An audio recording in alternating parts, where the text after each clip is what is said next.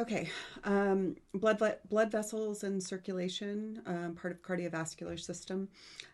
This looks more complicated than it is. It's not as hard as you think it is after you've practiced it a little bit. I want to start with just some intro about how the different types of blood vessels are different from one another and also why. So, first, we need to acknowledge that there are lots and lots of blood vessels in the body. There's about 60,000 miles of them in an average sized human body. Now, most of those are capillaries. So it doesn't look like as much because capillaries are really, really branched and have lots and lots of surface area. But if we look at individual vessels, I want to look at the layers that make up each vessel and why, for instance, an artery is different than a vein, which is different than a capillary. So first, let's look at what most vessels have. Most vessels have three coats called tunics, and they are labeled from the inside to the outside.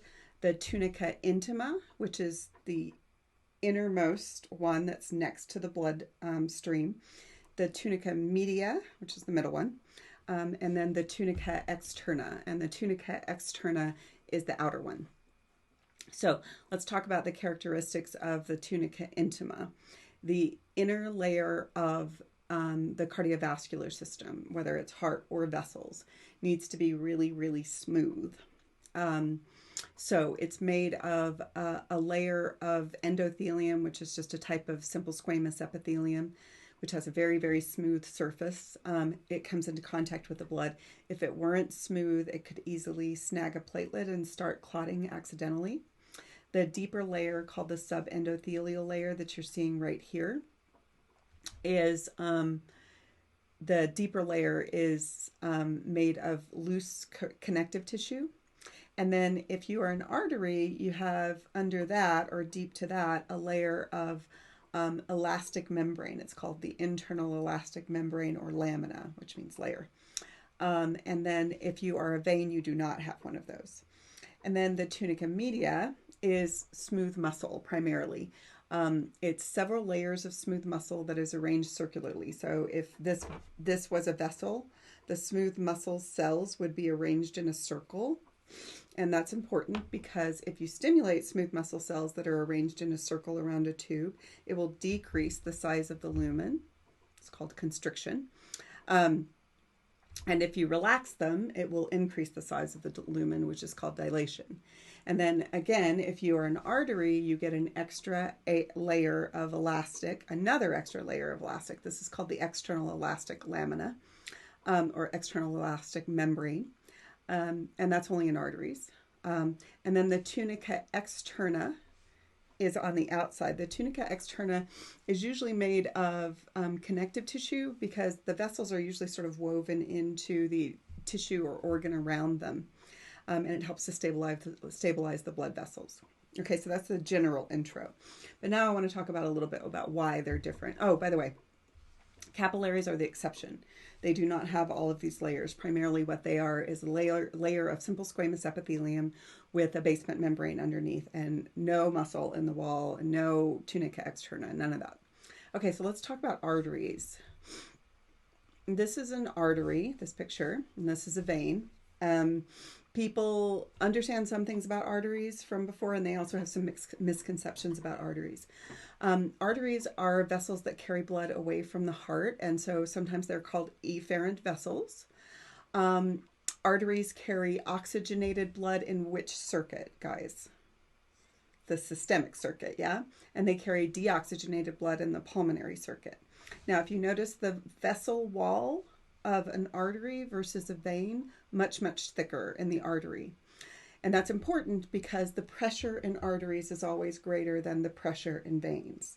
And if you have a tube that has high pressure fluid in it, think plumbing for a second, you certainly do not want the wall to be weak or else you can damage the actual tube itself. So they're both thicker walled, and remember, they're also more elastic in the wall. So as a result of the structure of the walls, the artery's primary characteristics are two things.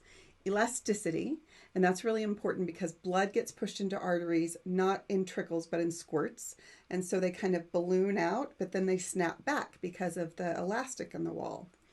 And that snapback actually pushes the blood forward. So if you think about the aorta, if I push blood into the aorta with ventricular contraction, and then the semilunar valve closes, right?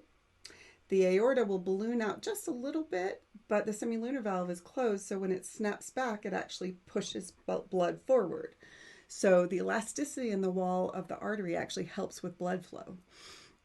The other characteristic of arteries is that they have the capacity for a lot of contraction because of the smooth muscle in their wall.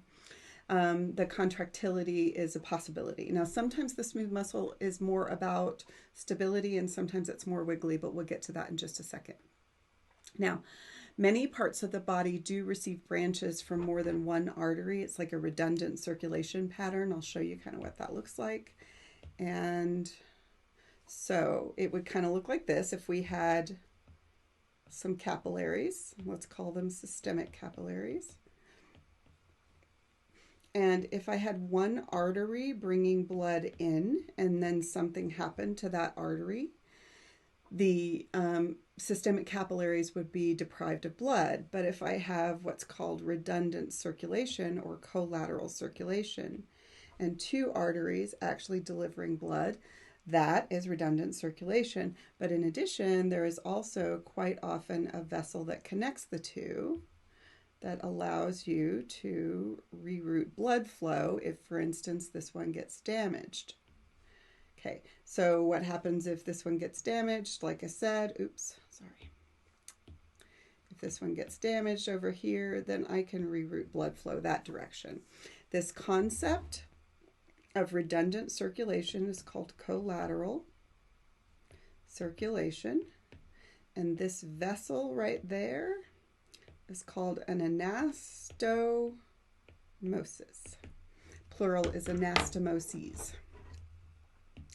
Okay, so the most parts of the body do receive branches from more than one artery with an anastomosis in between them, and this concept is called collateral circulation. And you can definitely see how that would be an evolutionary advantage if, for instance, you evolved two sets of vessels going to, well, there are more than two, going to your brain, and another person had one, right? Then the person with two sets of vessels, two sets of arteries going to their brain would be more likely to survive some catastrophic arterial event. Okay, so now let's talk about the types of arteries. So this is a generalized artery. Now let's look at the types of arteries. So these are the three categories of arteries: elastic, muscular, and arterial. And notice that they actually get smaller as they go down. And also notice one other thing before we leave this. Notice that in an artery, the wall tends to be very thick, but this is a counterintuitive thing to a lot of students. The lumen of an artery is generally smaller than the lumen of a vein of the same diameter. So keep that in mind for just a second, and I'll tell you why. Okay, so the kinds of arteries. As you move away from the heart, the characteristics of the arteries change a little bit. The ones that are really close to the heart are really big, not surprisingly. Got a lot of muscle in their wall, and they've got a lot of elastic as well. And they have, of the three, the largest lumen, yeah? But mostly they are active in, they're called elastic arteries. And they are active in ballooning out and snapping back, so they have a lot of elasticity. They have a lot of muscle in their wall too, but they don't really do constriction. Primarily that muscle is about stability and giving it a nice strong wall. Relatively inactive in vasoconstriction and vasodilation. Now, why would they be relatively inactive in vasoconstriction and vasodilation? Do you really ever want, for instance, your aorta to constrict? If you did, the blood would actually get caught inside your heart. What you want is that muscle in the wall to give it structural stability. So these are really stretchy and not very wiggly, okay? The next ones down get, as you start to move down, the stretchiness gets less important and the wiggliness gets more important, to oversimplify. These guys, oh, by the way, a good example of an elastic artery would be, of course, the aorta. And then the muscular arteries are the next type. And the muscular arteries are most of the named arteries in the body are muscular arteries.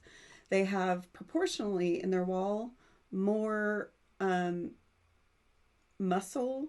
They don't have more muscle, but proportionally more muscle and less elastic in their wall. Very thick tunica media compared to the size of the lumen, and they start to be slightly more active in vasoconstriction and vasodilation. So this would be like the brachial artery, or the radial artery, or the femoral artery, or some of those arteries.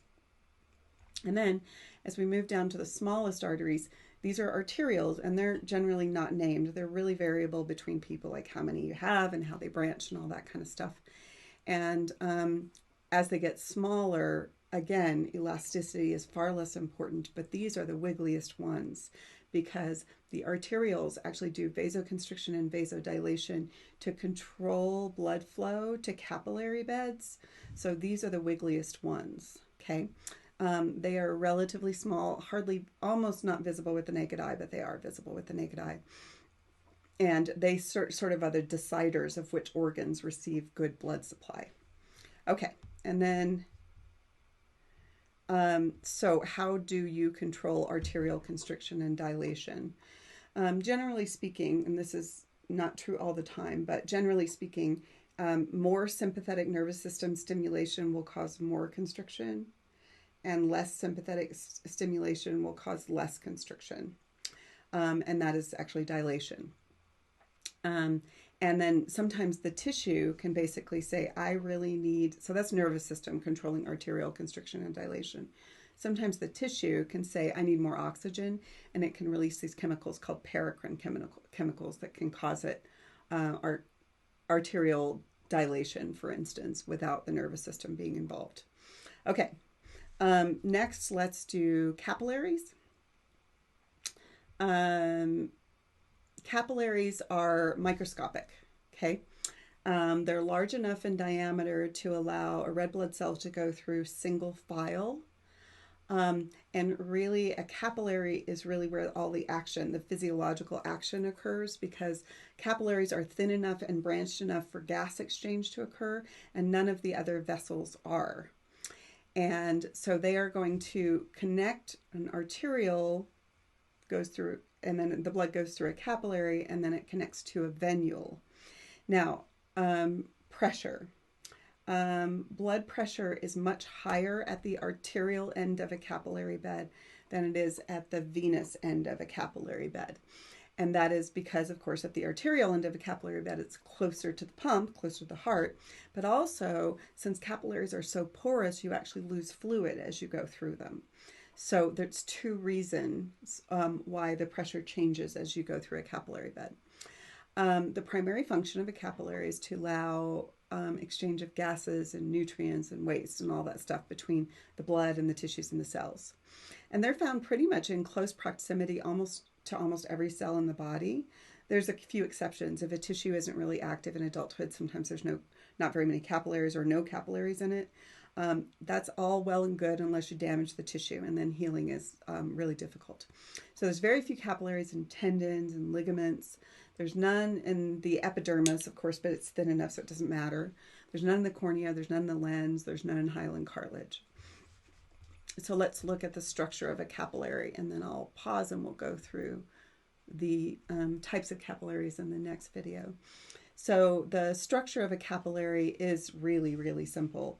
It's just a single layer, back to this figure, a single layer of endothelium, which is simple squamous epithelium, with an underlying basement membrane. It doesn't have a tunica media, it doesn't have a tunica externa. The thin wall of the capillary, along with it being very branched, is what promotes exchange. And usually capillaries are really, really branched, and it increases surface area for capillary exchange. Okay, and then in the net, oh no, I'll do it here. Some capillaries, by the way, this is the arterial end of a capillary bed. It's going to be higher pressure. This is the venous end of a capillary bed.